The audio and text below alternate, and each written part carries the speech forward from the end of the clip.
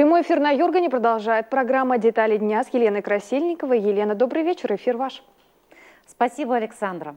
Буквально несколько минут назад в новостях мы посмотрели репортаж об Афанасьевской ярмарке в Краткерусском районе. Увидели, что жители разных муниципалитетов приезжали в село Нёбдино, чтобы купить свежие продукты фермеров. Эта традиционная ярмарка стала поводом для сегодняшнего обсуждения. А что изменилось за год на рынке розничной торговли в нашей республике? Достаточно ли представлены в федеральных торговых сетях местные аграрии и как идет создание региональной торговой сети? Об этом в программе «Детали дня». Телефон прямого эфира 46 90 60.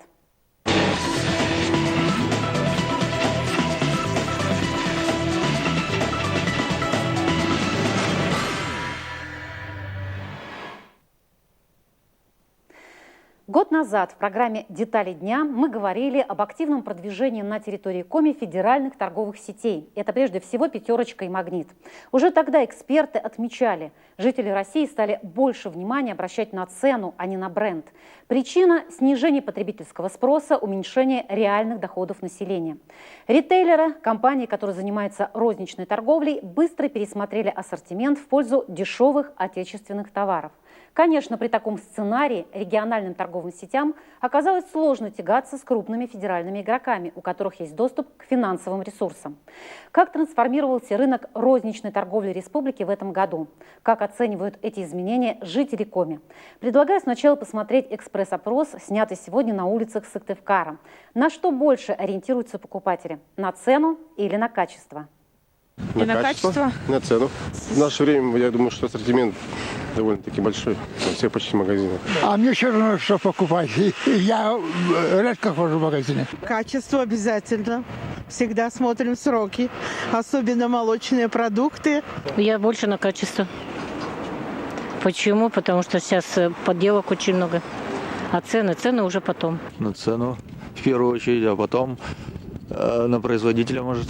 На цену, само собой, потому что в последнее время выросли цены и не выросли зарплаты. Обращаю внимание на качество, смотрю, какой стандарт, как, чего, почему, как они там продают. И сами на продавцов, как они, на поведение их, особенно, как они ведут с покупателем. Покупатель всегда прав. А вот результаты опроса Республиканского экспертного совета при общественной приемной главы Коми. Тема звучала так. Федеральные сети в республике больше плюсов или больше минусов. Опрос проведен с 18 по 23 января этого года. Свое мнение высказали 120 экспертов. Это в основном специалисты в разных сферах, руководители среднего и высшего звена. Их возраст от 30 до 59 лет. Есть среди экспертов студенты и пенсионеры, но их доля ниже. 55% опрошенных женщин. И, конечно, все эти 120 экспертов – это жители разных муниципалитетов Коми. Итак, первый вопрос. Как за 2016 год с приходом федеральных торговых сетей изменился ассортимент продуктов питания в нашей республике? Итак, как же ответили эксперты? 50% опрошенных указали, что ассортимент расширился. 27% считают, ассортимент не изменился. И 22% ассортимент сократился. По поводу ассортимента у нас есть комментарий члена Общественной палаты Коми Галины Лапшиной. Вот по ее словам, в магазинах формата «У дома» в Сыктывкаре ассортимент стал значительно скромнее, и наш покупатель привык к большему выбору. Были в наших магазинах и товары премиум-класса, были и для среднего покупателя рассчитаны на, значит, более дешевый товар. Сегодня в предприятиях федеральных сетей присутствует очень ограниченная линейка товаров. Если вспомнить, то возьмем последнее. Пример, просто приведу пример. Допустим, в магазинах ассортимент масла растительного доходил более чем, наверное, 50 наименований. То есть покупатель с любыми потребностями мог прийти в магазин и взять то, что ему нравится. Сегодня в магазинах федеральных сетей, хоть «Магнита», хоть «Пятерочки», выбран немножко совсем другой формат. И в их магазинах представлено то, что наиболее покупается. То есть нет того широкого ассортимента, ассортимента, который был в наших магазинах. Очень хочется надеяться, что все-таки это со временем изменится. Наверное, придут и другие крупные игроки. В любом случае рассчитываем на то, что конкуренция сделает свое дело. Возвращаемся к опросу регионального экспертного совета при общественной приемной главы Коми. Вот второй вопрос звучал так. Каким образом изменилось за год качество продуктов питания с приходом федеральных торговых сетей? И вот тут посмотрите, какая картина. 43% опрошенных считают, что качество продуктов снизилось, 33% не изменилось, 19% качество повысилось. Третий вопрос касался цен. А что же произошло с ценами на продукты питания? Как считают эксперты? 33% опрошенных указали, что цены повысились. Столько же утверждает, что цены не изменились, и почти 27% считают, что цены снизились. Хотя вот последние федеральные исследования вот этого рынка говорят о том, что именно федеральные крупные торговые сети, они держали цены на основные продукты питания, в отличие от несетевой торговли. Четвертый вопрос звучал так. В магазинах федеральных торговых сетей в вашем городе, районе продукция местных сельхозпроизводителей представлена в достаточном количестве или ее не хватает? 83% ответили не хватает. И только примерно 12% респондентов заявили, что этой продукции достаточно. А вот что сказал в нашей программе участник этого экспертного опроса, сыктывкарский предприниматель Евгений Сироткин. Он уверен, большинство людей ходят в новые магазины шаговой доступности только потому, что они рядом, а не потому, что им хочется покупать продукты именно там. Я, в принципе, не против высокого уровня обслуживания, комфорта, что предлагают торговые сети. Но в целом, когда приходишь в магазин, Пятерочка, любой другой супермаркет, ты видишь красота, шикарный выбор, все аккуратненько на полочках, большой вроде как бы выбор. Но как только присмотришься, начинаешь выбирать, понимаешь, что все не то. Все, что ты не хочешь, все, что есть, брать не хочется. Не твое это. Берешь батон хлеба, сыктывкарского молока и идешь на кассу. Грустно. А почему в федеральных торговых сетях так мало представлены местные аграрии и как создается собственная региональная торговая сеть? Эту тему мы обсудим с заместителем министра сельского хозяйства и потребительского рынка Коми Ольгой Бабиной. Ольга Викторовна, здравствуйте. Здравствуйте, Елена. А вот смотрите, на что указывают эксперты. Мало в федеральных торговых сетях наших товаров, очень мало. И у меня такой вопрос. Почему так сложно попасть в федеральные торговые сети? Вот прошел целый год. Какие требования за этот год мы так и не можем выполнить? Ну, на самом деле, действительно, каждая точка зрения, которая прозвучала от наших экспертов, она имеет право на жизнь. Сколько людей, столько и мнений. Это первое, что хотелось бы отметить. А второе, да, действительно, федеральные торговые сети выдвигают целый ряд требований, которым должны соответствовать производители. Самые жесткие, какие требования? Самые жесткие требования – это упаковка, маркировка, объемы поставок, своевременность этих поставок и логистика до определенных торговых точек. Для нас сегодня самым трудновыполнимым, наверное, для производителей Республики Коми является, конечно же, первое – это объемы для крупных товаропроизводителей. Не по всем группам товаров, но в частности, например, по молоку, потому что не хватает просто сырьевой базы для того, чтобы наращивать эти объемы поставок. И если мы говорим о малышах, то как раз вот упаковка и маркировка. О малышах вы имеете в виду мелких товаропроизводителей? Мелкие, фермеры, средние товаропроизводители, малые предприятия, которые вроде как бы имели свою нишу на рынке и имеют ее до сих пор, но не могут войти в федеральную торговую сеть, потому что просто не могут выполнить и не соответствуют тем требованиям, которые предъявляют сети. Ольга Викторовна, вот год назад было 10 сельхозпредприятий, которые вошли в федеральные торговые сети. У нас стало больше или меньше таких? На самом деле их стало больше. На сегодня стабильно работают с федеральными торговыми сетями уже 18 товаропроизводителей Республики Коми. Это как и крупные, так уже и средние предприятия. То есть идем мы медленно, но верно. Медленно, но верно мы движемся. И понимание того, каким требованиям нужно соответствовать и как отлаживать свои бизнес-процессы внутри производства, у нас появляются, они к нам приходят. Может быть, не хватает ресурсов для того, чтобы выполнить одномоментно все требования. Но планомерно мы к этому все равно придем и будем двигаться. Второй вопрос. Нужно ли каждому Вот, производителю... Ольга Викторовна, вот я тоже об этом стала думать. Ведь у нас сетевая торговля, 25% это включая и непродовольственные товары. Да. То есть 75% это не сетевая торговля, Да. это мелкие магазины. Так Да. может нам и не надо туда идти, в эти сети федеральные? Может нам какой-то другой путь выбрать? Вы знаете, на самом деле территория Республики Коми такова и производство Республики Коми таково, что производить какой-то особенный, уникальный товар с точки зрения вот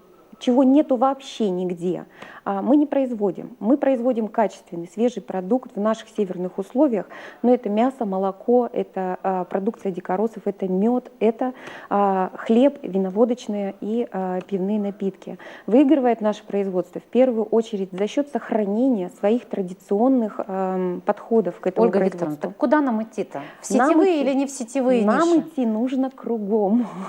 В первую очередь, конечно, нужно рассматривать наиболее доступный сегмент рынка. Это как раз вот этот не сетевой, ярмарочный и еще какой-то другой формат, но более наш простой, родной, местный.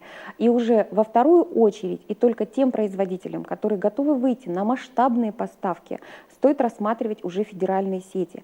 Потому что такие сети, как «Магнит» и «Пятерочка», в первую очередь, они не гонятся за ассортиментом, за широким ассортиментом, который могут предложить наши правильно, они предприятия. несут нам дешевые товары. Да. И не более того. Да. Хотя, может быть, и сейчас там тоже что-то начнет меняться. Тоже начнет на меняться. рынке. Вот смотрите, была Афанасьевская ярмарка в Да. это воскресенье в Каркировском районе.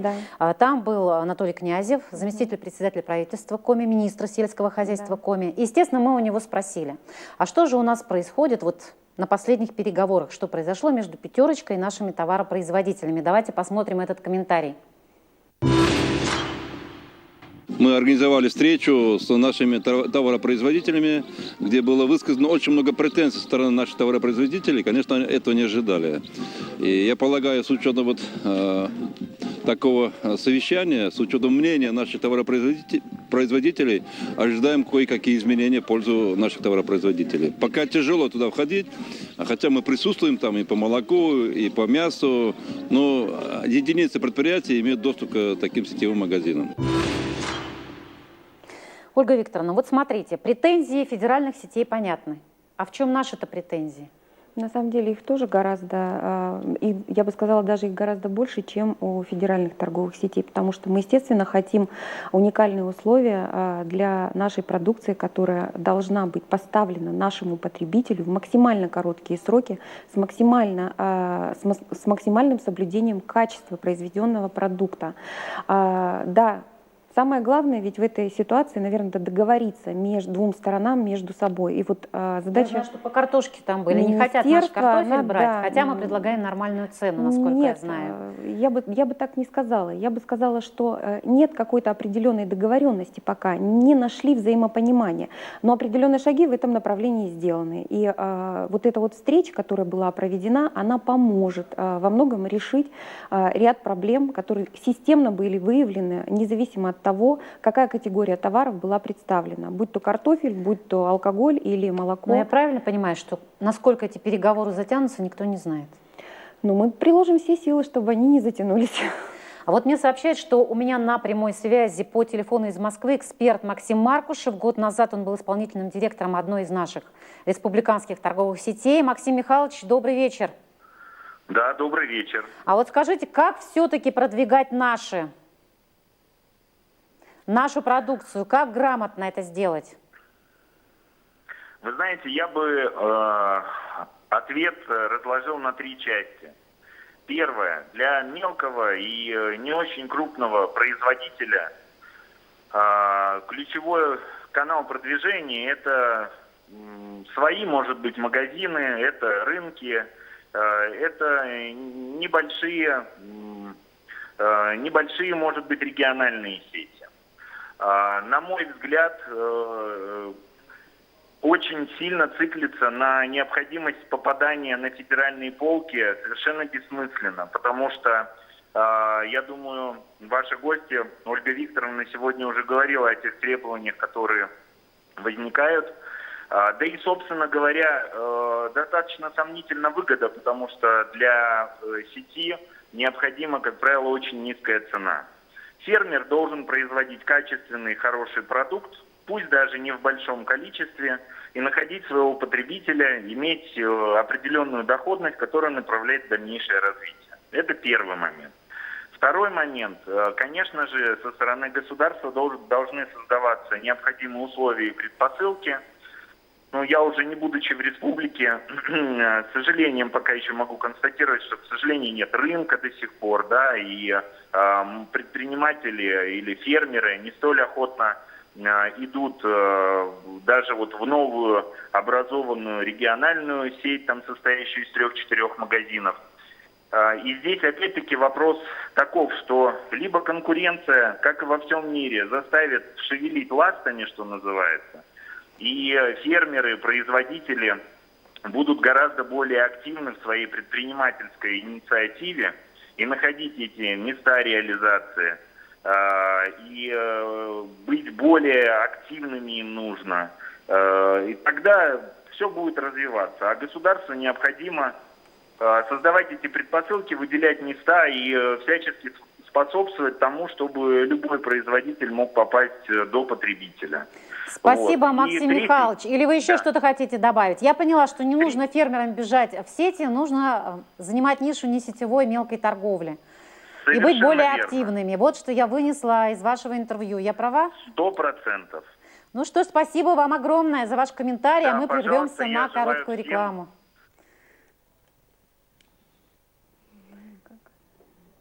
Итак, есть ли у нас связь еще с Максимом Маркушевым, или мы уходим на рекламу, коллеги? На рекламу, пожалуйста. Это программа «Детали дня», и мы говорим о рынке розничной торговли в нашей республике. Безусловно, конкурировать по цене с федеральными торговыми сетями мы не сможем. Но, наверное, сможем конкурировать по качеству продукции. Хотя вот один коммерсант сказал не так. А кто доказал, что привозные продукты хуже местных? Это все миф. Поэтому наш корреспондент Виктория Палкина отправилась в республиканскую ветлабораторию, которая отличает фальсификат от натурального продукта. Давайте посмотрим. Пить или не пить? Есть или не есть? Ответы на эти вопросы знают здесь, в республиканской ветлаборатории. Масло, молоко, мясо, рыба, сыр, хлеб. Любой продукт здесь можно проверить и узнать его качество. Правда, в основном тут работают с крупными партиями, проверяют продукты, которые приходят в бюджетные организации региона. Но проверить свои продукты может любой житель Сыктывкара. Правда, пользуются этим горожане не очень часто. Видать, доверяют своим производителям и тем магазинам, где покупают продукты. Сегодня для нас специально проверят молоко, и мы на месте узнаем, что это действительно натуральный продукт или какая-то гремучая смесь. А в лаборатории меня уже ждут. Только предупредили сразу. Никаких названий я не услышу. Все пробы зашифрованы. Поэтому какое именно молоко проверяют, лаборанты не знают. Ну, давайте начнем с того, что любого потребителя интересует больше всего. Ну, это консервирование проб, то есть увеличение срока годности сырья молока. То есть каждому интересно, как, что. Ну, бабушки, дедушки всегда говорили, если молоко чуть подкисло, можно добавить соды. То есть для сырья сода, консервация содой не подходит. То есть, например, кефир, творог, сметану уже из консервированного молока не сделать. Поэтому мы проверяем сырье именно на консервант, к примеру, сода. А вот чаще всего какие недостатки бывают? Жирность? Пишут одно, а там не хватает, да? Ну да, чуть-чуть не хватает. Или чаще не хватает вообще чуть-чуть. То есть сотые доли. Хуже это когда вы берете обезжиренный, к примеру, творог, и там, извините, вы думаете, что там 1,5% жирности, я не буду толстеть. А там, извините, 9%. И накрылась диета медным тазом, да? Да. Или берете 10% сметану, а там 30%. Вам хорошо, как всегда, как говорит производитель, но мы же не обманываем, там больше. Я говорю, это является фальсификацией, то есть это обман потребителя. Чаще всего проверку не проходит масло, любимое всеми масло. Пишут красивые названия, ГОСТ, не ГОСТ, там процентовка жирности и все такое. Наверняка, когда вам приносят масло, есть же какой-то стандарт, по которому вы меряете, говорите, вот это хорошее масло, а это плохое. В основном масло, оно не проходит по влаге, но это не критично. То есть чаще всего хотят выяснить, мы масло едим или мы едим не масло. Масло у нас в Республике Коми очень хорошее, оно не фальсифицировано. Чаще бывает непромес, то есть это масло светло-желтого с темно-желтым. Но это тоже органолептический такой показатель. На качестве масла, на его вкусовых качествах это не влияет. То есть в основном у нас Московская область грешит, грубо говоря. Ну там, где нету сельского хозяйства как такового. То есть, но оттуда везут масло. И за 25 рублей это не масло уже в априори. То есть оно чаще всего не проходит вообще ни почему. Сегодня в лаборатории во время наших испытаний с молоком ничего критического не произошло. Да, были нарушения, но они для человека не смертельны. Кстати, именно молоко и масло чаще всего не проходят проверку. И мы с вами от этого фальсификата никак не можем себя уберечь. С прошлого года в республике создается своя региональная торговая сеть «Маты», в переводе с коми «рядом». Помимо реализации товаров наших крупных производителей, сеть нацелена на помощь в продаже урожая, выращенного нашими крестьянско-фермерскими хозяйствами и мелкими фермерами. Ольга Викторовна, сколько теперь магазинов? Вот как говорил Максим Маркушев, 3-4 или все-таки больше? И где они находятся? На сегодняшний день сетка действительно только начала создаваться. Действительно, ее цели состоят в том, чтобы не только продвигать и представлять на рынке, но еще и научить, да, и показать свои конкурентные преимущества, в том числе в каждой товарной группе. Создавали эту сеть наши крупные предприятия именно в помощь и в поддержку нашим малышам. Сегодня мы имеем на территории Сыктывкара, в Ижинском районе 2 магазина. Один магазинчик открыт в микрорайоне Орбита и один магазин открыт в Объячево. То есть 4 магазина 4 пока. магазина пока. Какую планку ставите? Да, в ближайшее время планка, конечно, цели амбициозные, естественно. Мы бы хотели открыть 15-20 магазинов. Пока цель здесь, в Республике Коми, открыть 5 магазинов. И немаловажный фактор, который, я думаю, будет положительно сказываться на, в том числе, продвижении наших брендов на межрегиональные рынки, это открытие торгового объекта в торговом доме Республики Коми в Санкт-Петербурге. Вот как раз сеть «Маты», она и будет выходить туда с нашей продовольственной линейкой. Но вы знаете, вот жители, которые приходили в магазины «Маты», говорят, очень узкий ассортимент.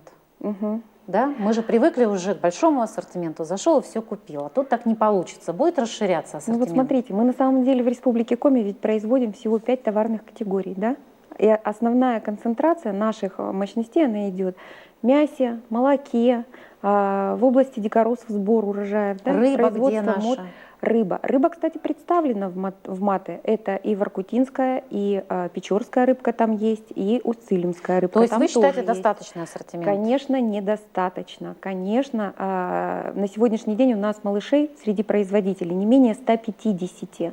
Сегодня ореол представленных товаропроизводителей пока охвачен не весь, но есть к чему стремиться, и мы будем наращивать эти объемы. Естественно, торговая сеть сама по себе открыта для любых контактов и всегда поможет представить свой продукт на своих прилавках и полках. Ольга Викторовна, у нас есть звонок. Здравствуйте, вы в эфире. Представьтесь, пожалуйста. Алло.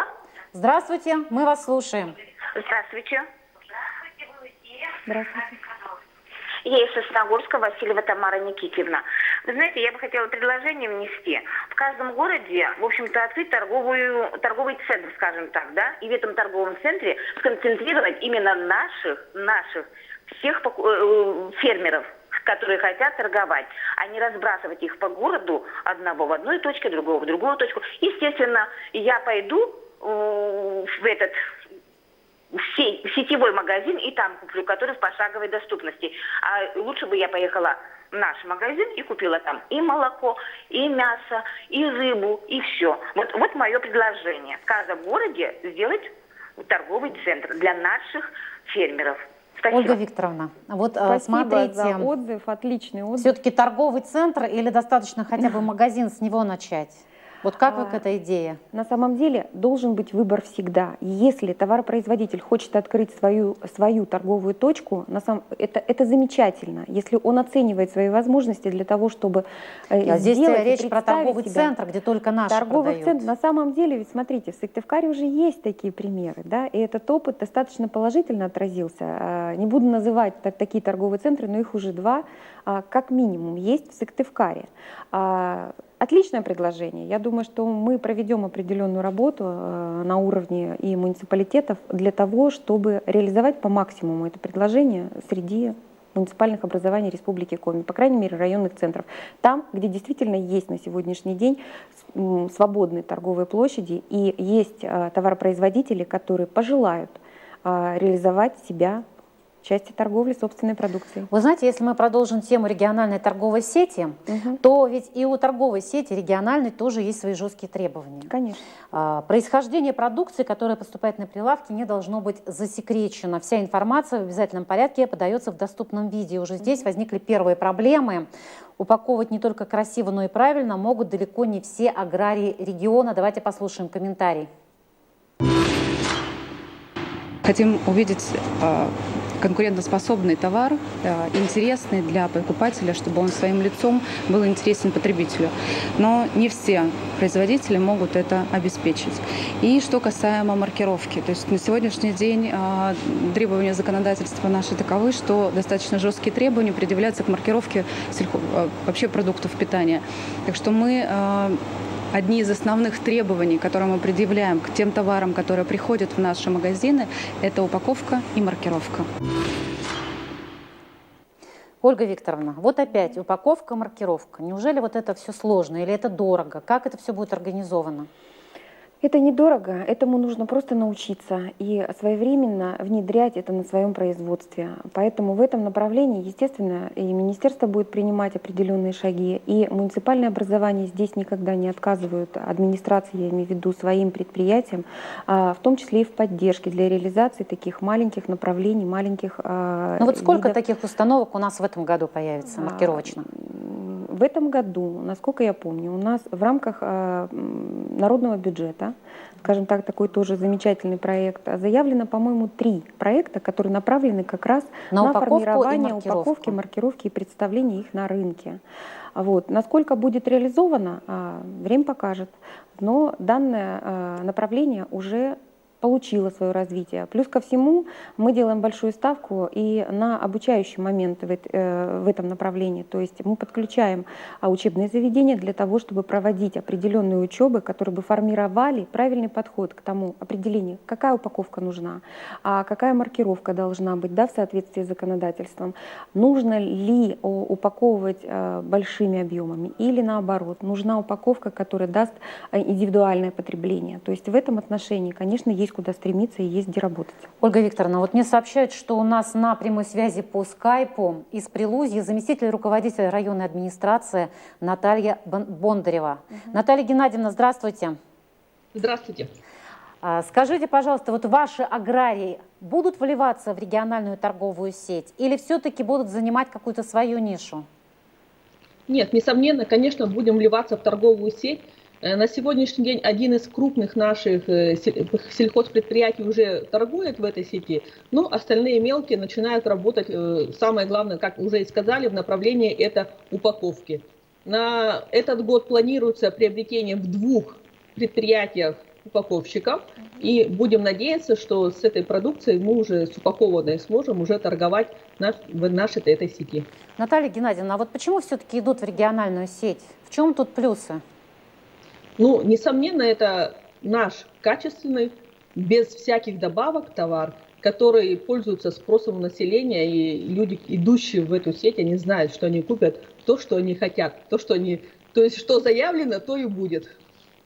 Наталья Геннадьевна, спасибо за ваш комментарий. Ольга Викторовна, все-таки более качественные у нас товары или нет? Или вы не можете так сказать, как представитель Министерства сельского хозяйства? Я патриот своего производства. То есть все-таки у нас более качественные? Да, что мы сохраняем свои традиции, и эти традиции нам позволяют выходить на другие совершенно показатели качества. Мы не гонимся пока за объемами. И вот эта вот мелкопартийность, она позволяет, в принципе, нам обеспечить то доброе, привычное, ну, может быть, уже современному поколению не совсем, но тем не менее, вот то качество, к которому мы привыкли в свое время в детстве.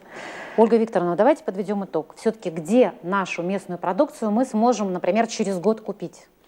Я думаю, что мы сможем ее купить в различных категориях торговых объектов, но, естественно, я предлагаю нашим потребителям, нашим покупателям быть также патриотами и искать продукцию на полках, в первую очередь, таких объектов, которые создаются специально для продвижения, специально для возможности реализации. Вы сейчас о чем говорите? Нашей ярмарки, продукции. рынки? Об этом? Это и ярмарки, это и региональная торговая сеть. Это очень важный сегмент рынка, который позволит... Может быть, фирменные магазины Может быть, фирменные магазины, которые позволят нашему производителю представить свою продукцию максимально расширенно, по максимально выгодной для него цене, то есть не продавать в убыток к себе и развивать свое производство, в том числе на радость нам, увеличивая объемы производства. Ольга Викторовна, спасибо вам за участие в программе. Сегодня мы говорили о торговых сетях, о продвижении федеральных и развитии региональной сети и о том, где же можно купить продукцию местных аграриев. Завтра смотрите программу «Детали дня» с Геннадием Левицким. Всего самого доброго. До встречи на Юргане.